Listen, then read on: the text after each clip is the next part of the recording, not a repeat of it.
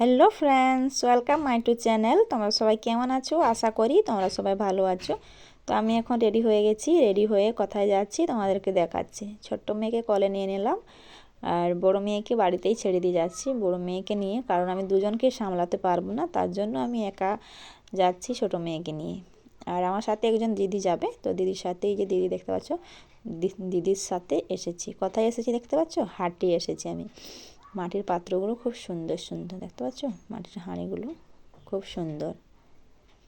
আর আমার স্বামী চলে গেছেন ডিউটিতে। তো আমি বললাম যে আমি চলে যাব হাট।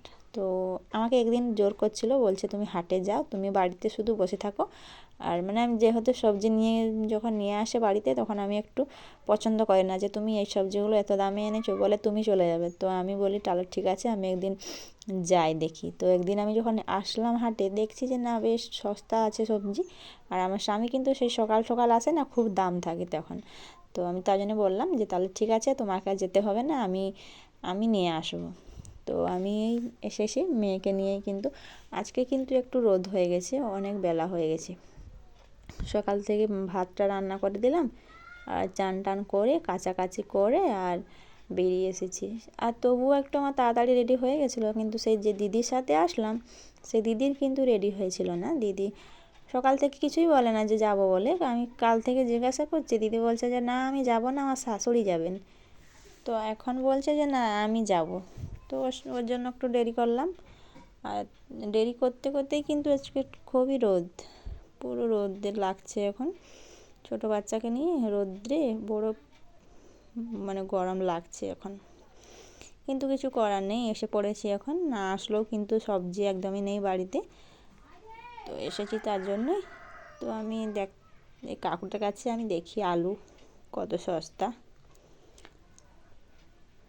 তো আমি প্রত্যেক হাটে আসলে কিন্তু এই কাকুর কাছেই আমি আলুটা নিই। তো আমি কাকুর কাছেই চলে এসেছি। এই যে কাকু আলু দিচ্ছে। আলুটা কিন্তু বেশ বড় বড় সাইজের আছে আজকে। আর কাকুটা কিন্তু সস্তাও দিচ্ছে আজকে আলুটা। 2.5 কেজি আলু দিচ্ছে 20 টাকায়। আর এইখানে দেখতে পাচ্ছ যে বাবুটা, এর বাবুটার কাছে আমি বেগুনটা নিলাম। অন্য জায়গায়ও কিন্তু বেগুন বিক্রি হচ্ছে, কিন্তু যেহেতু বাচ্চাটা বসেছে আমাকে একটু মানে মায়া লাগলো, তার জন্য আমি বাচ্চাটার কাছেই নিলাম। আর অন্য জায়গায়ও কিন্তু একই দাম, তাহলে আমি বাচ্চাটার কাছে নিলে কি যায় আসে বলো? তো বাচ্চাটার কাছে আমি 1 কেজি বেগুন নিলাম। আর এ দেখতে পাচ্ছ গামছা নিয়ে বিক্রি করছে কাকুটা। আর এখানে কাঁচা লঙ্কা নিলাম এই কাকুর কাছে।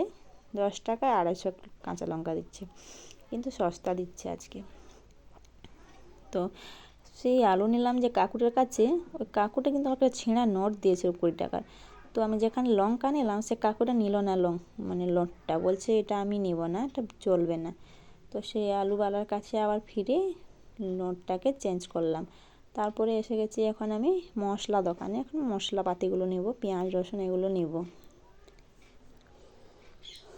জিরে, হলদি, কাঁচা লঙ্কা মানে শুকনো লঙ্কা এগুলো একটু নেব। তো আমার হাট করা হয়ে গেছে এখন। দেখতে পাচ্ছ খুবই রোদ্রে পুরো ঘেমে গেছি একবারে, আর ক্লান্তও হয়ে গেছি বাচ্চাকে কোলে নিয়ে, আবার হাতে ব্যাগ, প্রচণ্ড ক্লান্ত লাগছে। তো আমি এখন সবজিগুলো একটু গুছিয়ে দিই, আবার রান্না করতে হবে। দেখতে পাচ্ছ কী কী এনেছি আমি।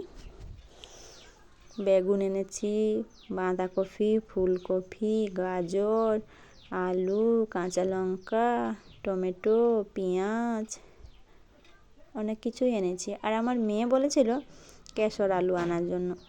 প্রথমে ঢুকলাম যখন দেখলাম কেশর আলু, ফেরার সময় নেব বলে, তখন আর কেশর আলু পেলাম নি।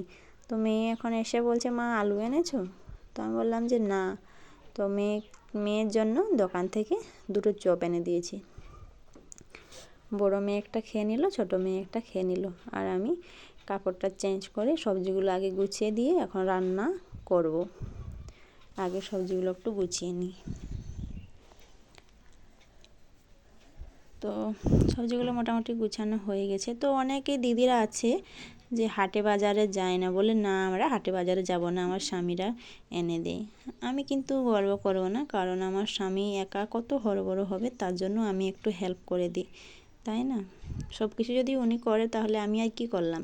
সব মানে সংসারের জন্য তো সব কিছু দায়িত্ব স্বামীর উপরে। আমারও তো একটু দায়িত্ব আছে যে আমিও হাটবারটা করে দিতে পারবো, যেহেতু আমার পা হাত সব সুস্থ আছি আমি, তো একটু আমি হাটবারটা করতে অবশ্যই পারবো। তার জন্য আমি আর মানে ভরসা করে না স্বামীকে যে তুমি আমাকে এনে দিতেই হবে, নাহলে আমি করতে পারবো না। আগে করতাম, কিন্তু এখন আমি আর করি না। এখন একটু বুঝার হয়ে গেছি। তো আমার সবজি গুছানো হয়ে গেছে মোটামুটি, দেখতে পাচ্ছ তোমরা, গুছানো আমার হয়ে গেছে।